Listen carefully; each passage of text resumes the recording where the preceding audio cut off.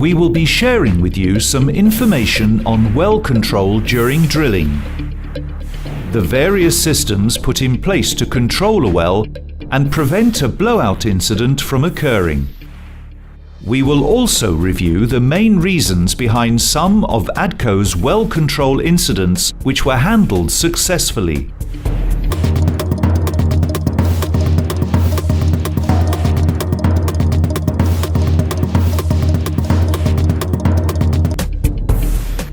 Prior to the preparation of the drilling program, the asset development team submits the final well prognosis to the drilling team.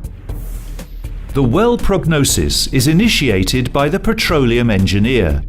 The reservoir engineer then makes a planning overview and provides the required formation pressures and temperatures.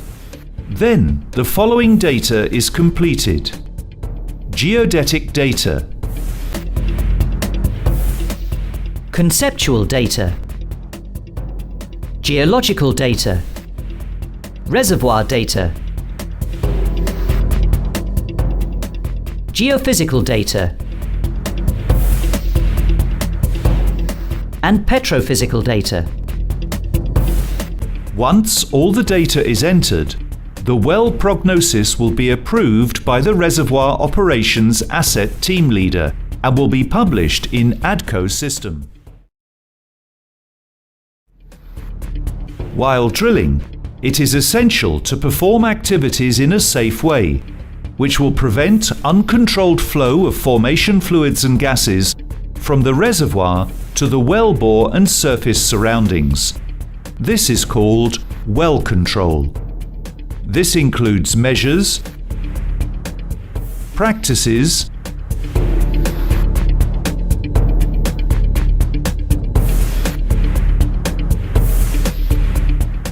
procedures, and equipment, workover and completion, as well as the installation, repair, maintenance, and operation of surface well control equipment. It also consists of well control barriers, which are divided into two groups: primary and secondary barriers. The primary well control barrier is the fluid column hydrostatic pressure, referred to as well bore pressure, that provides overbalance against the formation pressure. This column must be monitored and maintained during drilling and tripping to prevent formation fluids from entering into the wellbore. During drilling, if the fluid column is not maintained with adequate mud density, making the formation pressure more than the hydrostatic pressure, formation fluids will find a way into the wellbore and a kick will occur. In this case, the well must be secured and killed. There are other cases when a kick can occur. Let's review some of them. While tripping, if there is a failure to keep the hole full of mud to maintain adequate hydrostatic head, then the hydrostatic pressure will be less than the formation pressure, inducing a kick. Swabbing while pulling out of a hole too fast can produce a suction effect, resulting in a decrease in the bottom hole pressure large enough to allow formation fluids to enter the wellbore, creating a kick. When drilling takes place too fast and into depleted reservoirs without proper reinforcement, it can lead to cracking in the walls and thus losing fluids into the formation, inducing a kick. Once a kick is detected, the secondary well control barrier, blowout preventer (BOP), must be activated immediately by the driller to secure and shut the well for killing operations. This is done by closing the BOP using one of the BOP control panels, one situated on the rig floor and the second situated in the Kumi unit. The driller will shut in the blowout preventer to stop the flow of formation fluids out of the wellbore. Then, he will activate the alarm and notify ADCO drilling supervisor and rig manager. Meanwhile, at the rig site, the on-scene commander, ADCO drilling supervisor, will notify and raise emergency Tier 1, which activates appropriate emergency response teams. Unnecessary crew will be evacuated to the nearest assembly point.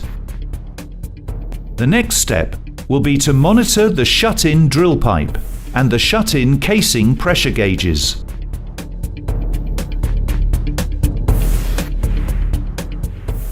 The kick will be circulated out of the wellbore using the driller method first cycle by pumping drilling fluid downstream and getting returns from the annulus through the choke line to the choke manifold, and the pour-buoy degasser and toxic gases will be flared. Once the kick is out, the well will be shut in.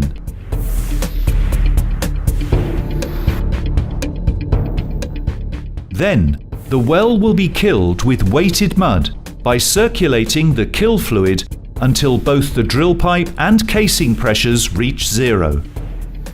If all of the well control barriers failed, such as human barriers, BOP equipment barriers and system barriers, and the BOP leaked while circulating the kick-out, this could lead to uncontrolled flow of formation fluids and possibly a blowout.